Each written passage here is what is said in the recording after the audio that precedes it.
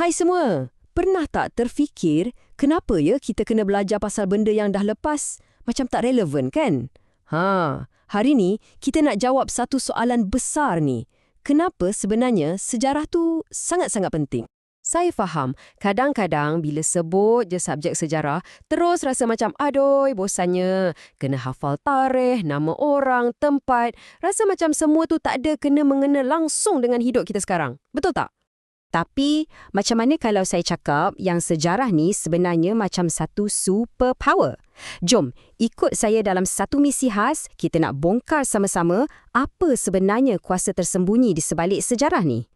Okey, perhentian pertama kita dalam misi ni, kita nak tengok macam mana sejarah ni boleh bantu kita kenal siapa diri kita dan bangsa kita. Sebab logiknya macam ni kan, sebelum nak faham dunia, kita kena faham dulu kita ni datang dari mana. Cuba bayangkan sejarah ni macam sebuah cermin besar. Bila kita tengok cermin tu, kita bukan je nampak apa yang dah jadi, tapi kita nampak akar umbi kita, asal-usul kita. Dan sinilah semuanya bermula. Yang bestnya pasal cermin ni, ia tolong kita faham siapa kita sebenarnya. Pernah tak anda fikir kenapa keluarga kita sambut perayaan macam ni? Atau dari mana datangnya adat yang kita ikut selama ni? Jawapannya, semua tu ada dalam sejarah. Dan bila kita sedar yang kita semua ni sebenarnya datang dari akar yang lebih kurang sama, berkongsi warisan yang sama, barulah kita nampak betapa pentingnya untuk kita semua ni tumbuh bersama-sama. So, senang cerita, sejarah ni macam gam yang lekatkan kita semua. Ia bukan setakat kukuhkan perpaduan, tapi ia bagi kita satu rasa tanggungjawab yang kita kena sama-sama jaga tradisi kita ni untuk orang-orang yang akan datang pula. Okey. Kita dah nampak macam mana sejarah bentuk siapa diri kita. Sekarang, jom kita zoom out sikit. Kita nak tengok pula macam mana sejarah ni jadi, alat paling power untuk bina negara yang kita sayang ni.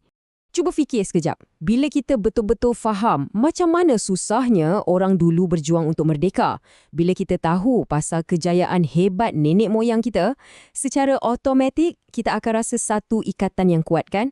Rasa harga itulah yang tanamkan rasa cinta dan bangga pada negara kita. Itulah patriotisme.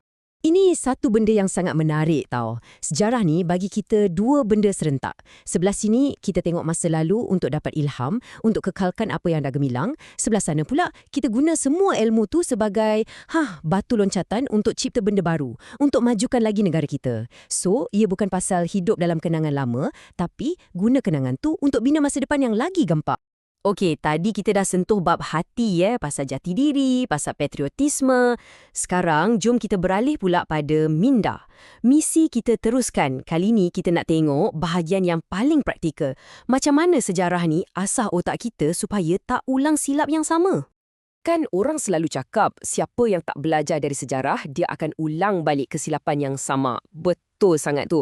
Fikirkan sejarah ni macam buku manual paling tebal untuk manusia. Dalam tu ada tunjuk jalan mana yang berjaya dan lagi penting, jalan mana yang gagal. Kalau kita tak baca buku manual ni, samalah macam kita cuba jalan dalam maze yang gelap gelita sambil tutup mata. Memang sesatlah jawabnya. Jadi, macam mana kita nak belajar dari sejarah ni? Senang je, ada 3 langkah. Pertama, kita imbas kembali. Maksudnya, kita tengok balik apa yang dah jadi. Kedua, kita analisis. Kat sini kita jadi macam detektif sikit. Kita tanya, kenapa benda ni jadi? Kita cuba faham sebab dan akibat dia. Dan yang terakhir, paling penting, kita bertindak bijak. Kita guna apa yang kita dah belajar tu untuk buat keputusan yang lebih baik untuk masa depan. Simple kan? Dan semua ni sebenarnya membawa kita kepada satu superpower minda yang sebenar. Yang kita dapat dari sejarah, kemahiran pemikiran sejarah. Ini bukan pasal hafal tarik Ini pasal kebolehan kita untuk berfikir secara kritis, untuk buat penilaian sendiri. Tapi, ada satu lagi elemen power kat sini, iaitu empati. Empati ni maksudnya kita cuba letak diri kita kat tempat orang dulu. Cuba faham kenapa diorang buat keputusan macam tu dari sudut pandang diorang. Bukan dari sudut pandang kita sekarang. Itulah yang hebat. Okey, nampaknya misi kita dah sampai ke penghujung. Jom kita bungkus semua ni dan kita tengok macam mana sejarah ni sebenarnya adalah kuasa peribadi anda. Jadi, sepanjang perjalanan kita tadi, kita dah nampak dengan jelas. Sejarah ni bukan subjek biasa-biasa kat sekolah tau. Ia sebenarnya macam satu set toolkit yang sangat berkuasa. Dan toolkit ni sekarang milik anda. Anda ada kuasa untuk kenal diri, ambil iktibar, semai patriotisme, kukuh perpaduan, bina negara. Dan yang paling best, anda ada kuasa untuk fikir secara kritis. Semuanya ada pada anda. Jadi, lepas ni, jangan anggap sejarah tu cuma cerita-cerita lama yang berhabuk. Ia adalah kuasa yang membentuk dunia yang kita duduk sekarang ni. Dan sekarang, giliran anda. Soalannya, macam mana anda nak guna kuasa sejarah ni untuk bentuk masa depan anda dan masa depan kita semua? Fikir-fikirkanlah.